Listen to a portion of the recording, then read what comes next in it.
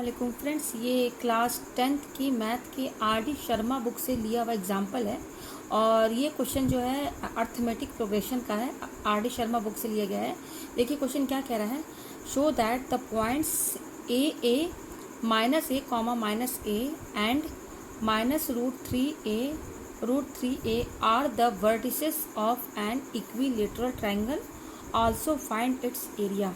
हमें ये शो करना है कि ये जो पॉइंट्स दिए हुए हैं ना, ये 3 पॉइंट्स, पहला ये, दूसरा ये और तीसरा ये तीनों पॉइंट्स क्या हैं? इक्विलेटरल ट्रायंगल के वर्टिसेस हैं। हमें ये शो करके दिखाना है और फिर उसके बाद हमें उस इक्विलेटरल ट्रायंगल का एरिया निकालना है। तो सबसे पहले हम जान लेते हैं ये इक्विलेटरल ट्रायंगल होता क्या है। इक्विलेटरल ट्रायंगल उसे कहते हैं जिसमें तीनों साइड इक्वल हो, तीनों साइड इक्वल हो। मान लीजिए ये ए है और ये बी है और ये सी है, ठीक है। तो इक्विलेटरल ट्रायंगल का मतलब होता है तीनों साइड, यानी कि ये ए बी साइड है और बी सी और ए सी ये इक्वल रहेंगे। मतलब कि अगर ये 4 है, ये 4 है, तीनों 4 के हैं, तो ये हमारा इक्विलेटरल ट्रायंगल है। तो हमें क्या शो करना है कि ये जो पॉइंट्स हैं ये वर्टिसेस है। वर्टिसेस किसे कहते हैं? ये कॉर्नर, ये जो कॉर्नर है ना, जहाँ पे 2 लाइन आके मिल रही है, ये कॉर्नर, ये वर्टिसेस होते हैं। तो देखिए 3 वर्टिसेस दिख रहे हैं यहाँ पर, ये और ये। तो इसी वर्टिसेस पर ये पॉइंट्स दिए हुए हैं, ठीक है। तो हमें ये शो करना है कि ये जो पॉइंट्स हैं ये इक्विलेटरल ट्रायंगल के ही वर्टिसेस हैं। तो देखिए पहले, सबसे पहले ये तो मैंने समझाने के लिए आपको बताया है। अब मैं यहाँ पे देखिए ट्रायंगल बना रही हूँ, इक्विलेटरल ट्रायंगल। ये मेरा ट्रायंगल हो गया, ठीक है। यहाँ पर मैं ए दे देती हूँ, ठीक है, बी और ये सी, ये मेरे 3 वर्टिसेस हैं, ए बी सी। ए मेरा वर्टिसेस है, इस पर पॉइंट जो है पहला वाला क्या है मेरा? ए कॉमा ए, ये यहाँ पे मैं लिख देती हूँ, ठीक है। मतलब कि इस पॉइंट का नाम मैंने ए दिया है, ठीक है, ठीक है। और ये दूसरा वाला पॉइंट है, इसको मैंने बी माना है, ये वर्टिसेस है तो इस पॉइंट को मैंने बी माना है। तो यहाँ पर बी का मैं ये पॉइंट लिख देती हूँ, -a और -a, ठीक है। उसी तरह से देखिए तीसरा क्या है, ये पॉइंट है, इसको मैंने सी माना है, ठीक है। इसका पॉइंट क्या दिया हुआ है? -√3a और कॉमा √3a, ठीक है, ये दिया हुआ वर्टिसेस। तो हमें क्या शो करना है कि ये पॉइंट्स जो हैं ये हमारे इक्विलेटरल ट्रायंगल के वर्टिसेस हैं। तो इक्विलेटरल ट्रायंगल को प्रूफ करने के लिए अगर हम ये प्रूफ कर दें कि मेरी ये ए बी साइड और बी सी साइड और ए सी साइड तीनों इक्वल हैं, ये अगर हम दिखा दें तो हम इजली शो प्रूफ कर देंगे कि ये जो है इक्विलेटरल ट्रायंगल के ही वर्टिसेस हैं, ठीक है। तो देखिए हमें क्या प्रूफ करना है? A B equal to B C equal to A C, ये हमें निकालना है, ठीक है। तो सबसे पहले हम ए बी पर ध्यान देते हैं। ये हमारा ए बी है, तो यहाँ मैं ए बी वाली लाइन बना देती हूँ, ठीक है। सिर्फ ए और बी वाली लाइन ले रही हूँ, ए बी। ए पर पॉइंट मेरा दिया हुआ है ए कॉमा ए और ये पॉइंट दिया -a और ए। ए बी का मतलब कि हमें क्या इसकी वैल्यू निकालनी है, डिस्टेंस निकालनी है। मतलब कि इस पॉइंट से इस पॉइंट के बीच क्या दूरी है, क्या डिस्टेंस है। जो डिस्टेंस होगा वो मतलब कि ए बी का लेंथ बताएगा, इस साइड की लंबाई, इसका डिस्टेंस बताएगा, लेंथ ही होगा वो। तो 2 पॉइंट के बीच में कितनी डिस्टेंस है वो हम डिस्टेंस फार्मूला के थ्रू निकालते हैं। तो यहाँ पर हमारा डिस्टेंस फार्मूला यूज़ होगा। तो डिस्टेंस फार्मूला का फार्मूला क्या होता है? d = x2 - x1 का whole square plus y2 - y1 का होल स्क्वायर, यही फार्मूला लगेगा, ठीक है। अभी x2 x1 y2 y1 क्या है? जैसे कि ये मेरा a और b के बीच मैं ले रही हूँ, तो ये जो पॉइंट दिए मैंने जस्ट इसके ऊपर आप क्या लिख दीजिए, इसको मान लीजिए आप x1 और इसको y1 मान लीजिए, ठीक है। उसी तरह से इसको आप मान लीजिए x2, ठीक है, और y2 मान लीजिए। हाँ, तो अब ये फॉर्मूला है, हमें क्या निकालना है? ए बी का डिस्टेंस निकालना है। तो ये d यही बताएगा, ए बी का डिस्टेंस का मतलब क्या? d है, हमें डिस्टेंस निकालना है। तो इस d की जगह जस्ट मैं ए बी लिख देती हूँ, ठीक है, हमें यही निकालना है। तो अब ये x2 कैसे, x2 - x1, तो यहाँ x2 क्या है हमारा? देखिए x2 के नीचे -a दिया हुआ है, यहाँ पर आप -a लिखेंगे, ठीक है। फिर फॉर्मूले में माइनस लगा दीजिए।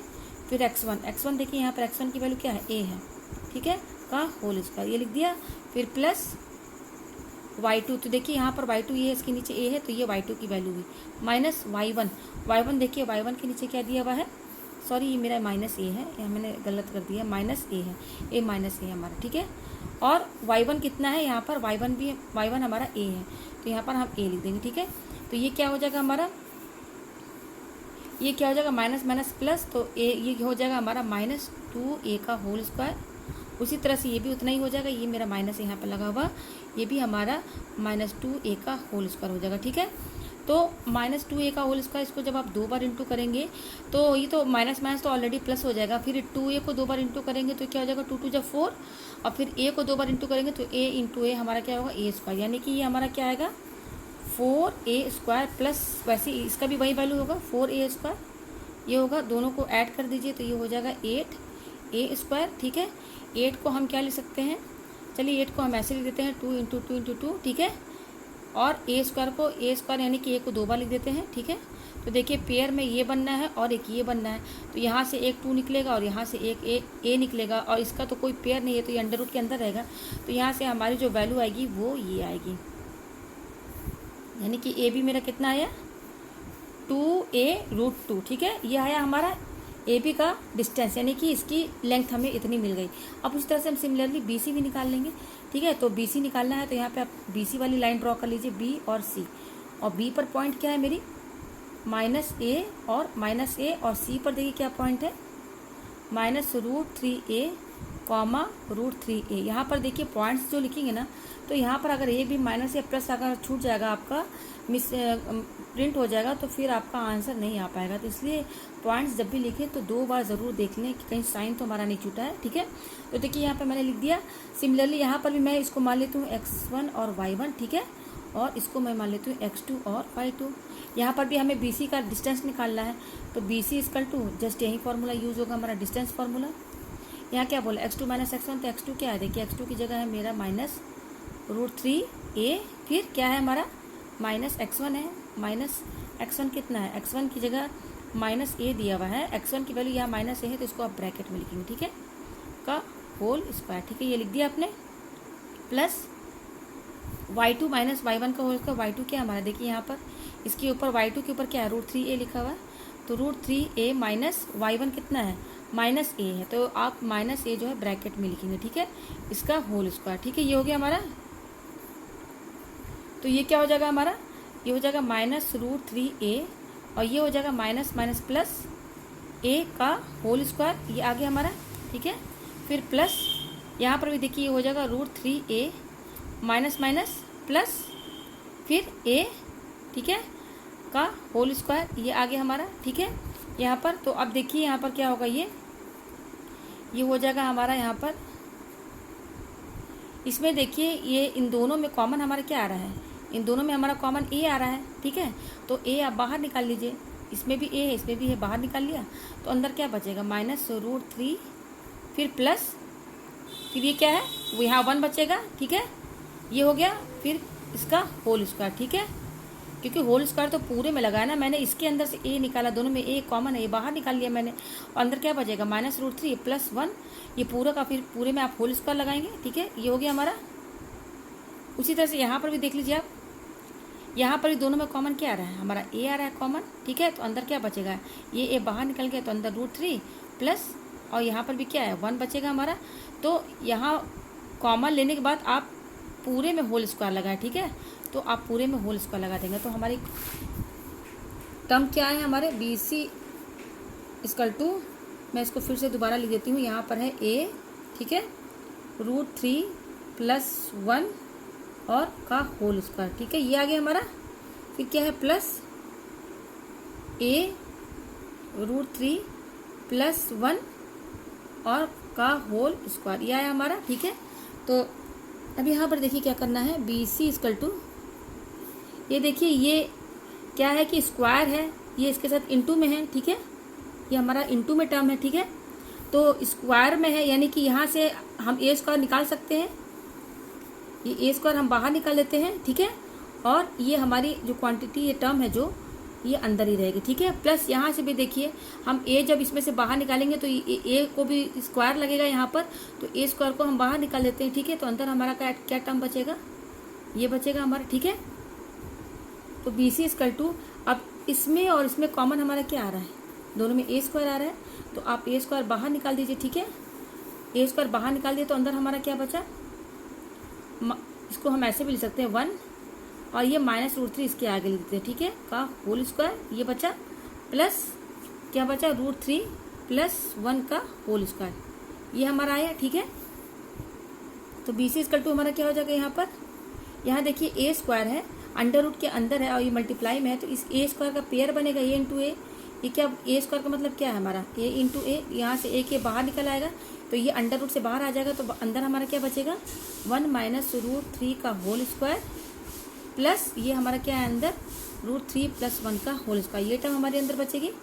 तो बी सी इक्वल टू ए, और यहाँ पर देखिए आप इसमें लगा दीजिए ए माइनस बी का होल स्क्वायर और यहाँ पर ए प्लस बी का होल स्क्वायर का फॉर्मूला लगा दीजिए। यहाँ पर हमारा क्या फॉर्मूला लगेगा, ए माइनस बी का होल स्क्वायर और यहाँ पर ए प्लस बी का होल स्क्वायर। तो देखिए फॉर्मूला जब लगाएंगे तो ये हो जाएगा 1 माइनस 2 रूट 3, ठीक है, प्लस ये हो जाएगा 3 प्लस ये हो जाएगा 3 प्लस 2 रूट 3 प्लस 1, यह है हमारा। तो देखिए ये और ये टर्म कैंसिल, जस्ट यहाँ मैंने फॉर्मूला लगाया है, आप फॉर्मूला लगा के जब ओपन करेंगे तो यही सब टर्म आएगी, ठीक है। तो ये हमारा कैंसिल हो गया, और क्या हमारा कैंसिल होगा, देखिए अब कुछ नहीं होगा, हमारा ये ए है और क्या बचा हमारा 3 3 6 6 7 और 8, इन सबको ऐड करेंगे इन नंबर्स को तो 8 आएगा हमारा, ठीक है। तो 8 आएगा हमारा, तो 8 को हम क्या ले सकते हैं 2 इंटू 2 इंटू 2, यहाँ से पेयर बन के हमारा 2 बाहर निकलेगा और ये 2 है इसका पेयर नहीं है तो ये अंदर रहेगा। तो यहाँ से भी जो हमारी बी सी की वैल्यू जो आई है वो हमारी क्या आई है, देखिए वही चीज़ आई है 2a रूट 2, ठीक है, ये वैल्यू आ गई। यानी कि अभी हमने जो ए बी निकाला वो भी सेम आया और बी सी भी निकाला वो भी सेम आया। अब हम क्या निकालते हैं ए और सी, ठीक है, क्योंकि हमें ये प्रूफ करके दिखाना है कि तीनों साइड इक्वल है। तो ये निकल गया, ये दोनों साइड इक्वल, अब ये भी चेक कर लेते हैं ए सी। तो जस्ट यहाँ पे मैं ए सी वाला डायग्राम लूँगी, ठीक है, यहाँ पर ए और सी। तो देखिए यहाँ ए सी वाला लिया है टर्म, तो ए का पॉइंट क्या है, ए और सी का पॉइंट क्या है हमारा माइनस रूट 3a, यहाँ पर मैं लिख देती हूँ minus root 3a comma root 3a comma, ठीक है, ये आ गया हमारा। तो यहाँ पर भी मैं इसको x1 और y1 लिख देती हूँ और यहाँ पर इसको x2 और y2। तो हमें AC निकालना है, AC का डिस्टेंस, यानी कि डिस्टेंस जो होगा वो लेंथ बताएगा, इसका साइड, इस साइड का लेंथ बताएगा। तो ये AC ही हमें निकालना है, तो फॉर्मूला हमारा क्या लगेगा, यही वाला फॉर्मूला रहेगा x2 माइनस x1 का whole square plus y2 minus y1 का होल स्क्वायर।